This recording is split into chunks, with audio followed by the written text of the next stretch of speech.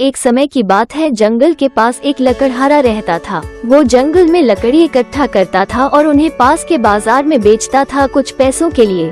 एक दिन की बात है, वो एक पेड़ काट रहा था। तभी हुआ ये कि गलती से उसकी कुल्हाड़ी पास की एक नदी में गिर गई। नदी बहुत ज्यादा गहरी थी और वास्तव में तेजी से बह रही थी। उसने बहुत प्रयत्न किया अपने कुल्हाड़ी को खोजने की, लेकिन उसे वो वहाँ नहीं मिली। अब उसे लगा कि उसने कुल्हाड़ी खो दी है।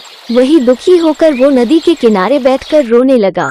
उसके रोने की आवाज सुनकर नदी के जल परी उठे और उस लकड़हारे से पूछा कि क्या हुआ। लकड़हारा ने उन्हें अपनी दुखद कहानी बताई। नदी के जल परी को उस लकड़हारे के ऊपर दया आई और वो उसकी मेहनत और सच्चाई देखकर उसकी मदद करने की पेशकश की। वो नदी में गायब हो गए और एक सुनहरी कुल्हाड़ी वापस लाया, लेकिन लकड़हारे ने कहा कि यह उसका नहीं है। वो फिर से गायब हो गए और अब की बार उन्होंने चांदी की कुल्हाड़ी लेकर वापस आए, लेकिन इस बार भी लकड़हारे ने कहा कि ये कुल्हाड़ी उसका भी नहीं है।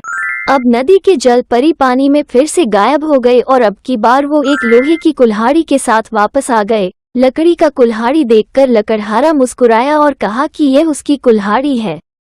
नदी के जल परी ने लकड़हारे की ईमानदारी से प्रभावित होकर उसे सोने और चांदी की दोनों कुल्हाड़ियों से भेंट किया। सीख, इस कहानी से हमें ये सीख मिलती है कि ईमानदारी सर्वोत्तम नीति है।